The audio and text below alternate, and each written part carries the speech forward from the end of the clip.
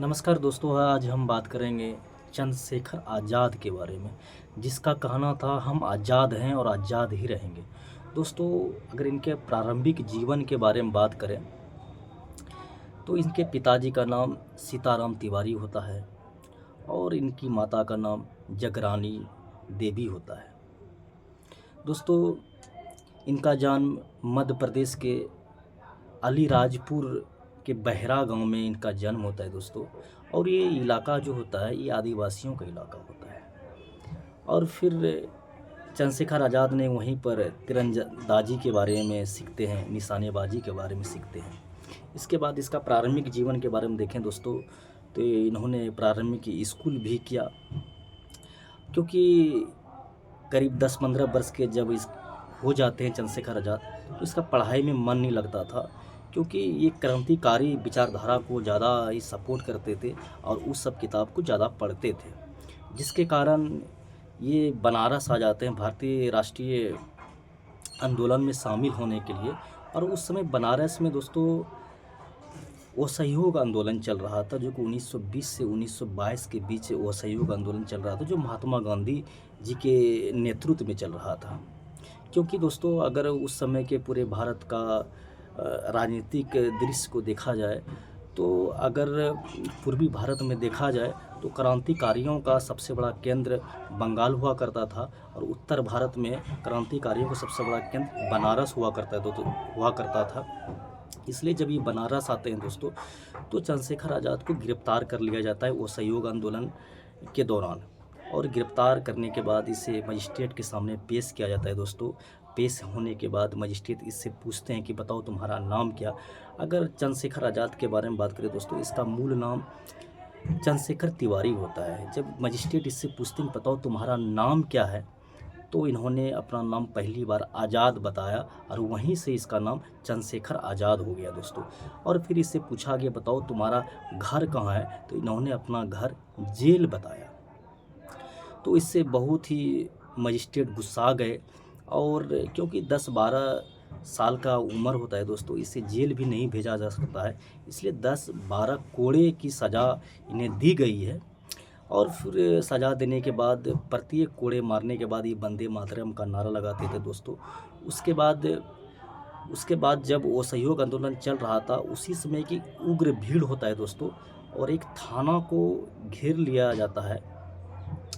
और उस थाना को घेरने के बाद चारों बगल से आग लगा दिया जाता है दोस्तों। आग लगाने के बाद, और ये घटना चौरा चौरी नामक स्थान पे होता है, जो कि गोरखपुर में पड़ता है दोस्तों। और करीब उसमें 10-20-25 पुलिस होते हैं जो कि जिंदा जल जाते हैं, और इससे महात्मा गांधी को काफ़ी दुख पहुंचता है। और फिर महात्मा गांधी वो असहयोग आंदोलन वापस ले लेते हैं दोस्तों। वापस होने के बाद वो असहयोग आंदोलन, इसका विरोध बहुत सारे नेता ने किए, जो भी उस समय नेता थे, जैसे जवाहरलाल नेहरू, राजेंद्र प्रसाद हुआ, सुभाष चंद्र बोस हुआ, चंद्रशेखर आज़ाद, सब ने विरोध किया। लेकिन महात्मा गांधी किसी का बात नहीं सुनते हैं, और वो सहयोग आंदोलन को स्थगित कर देते हैं दोस्तों। स्थगित होने के बाद फिर से चंद्रशेखर आज़ाद, क्योंकि क्रांतिकारी विचारधारा के होते हैं, तो इन्होंने खुद का एक संगठन बनाया, जिसका नाम है HRA, हिंदुस्तान रिपब्लिकन एसोसिएशन, जिसका स्थापना 1924 में किया जाता है दोस्तों।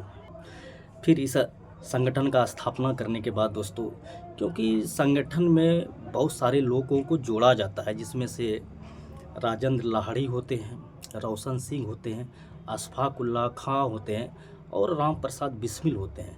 तो सभी मेंबर HRA के सदस्य होते हैं दोस्तों।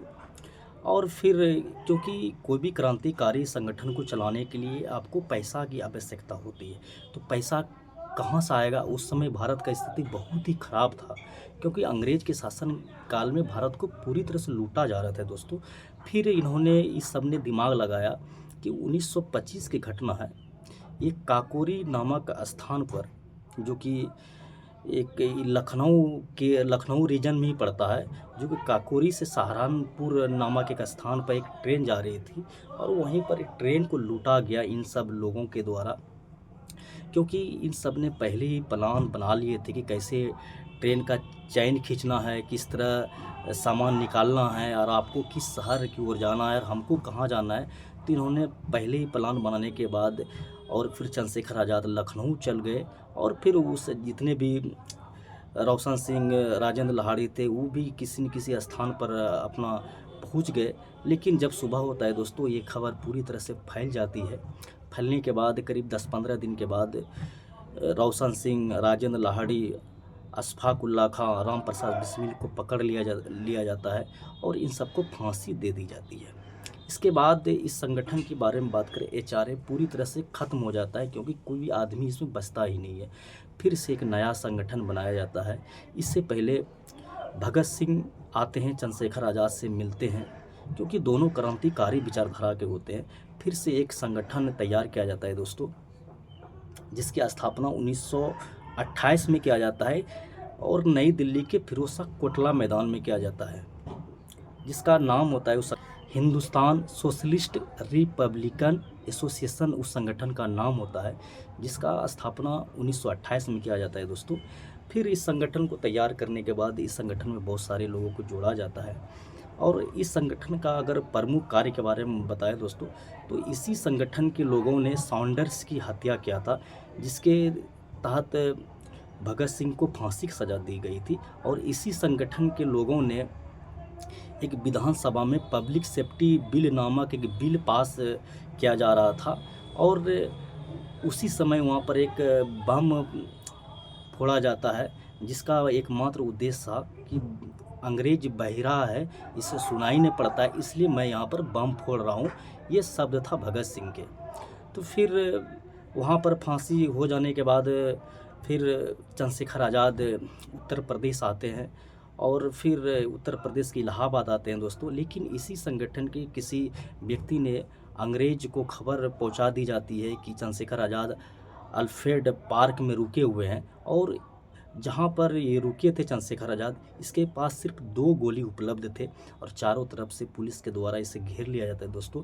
और 2 गोली में से 1 गोली पुलिस की तरफ चलाते हैं और क्योंकि इसके पास एक ही गोली बचता है तो खुद को मार लेते हैं, क्योंकि इन्होंने एक प्रण लिए थे कि मैं आज़ाद हूँ और आज़ाद ही मरूँगा।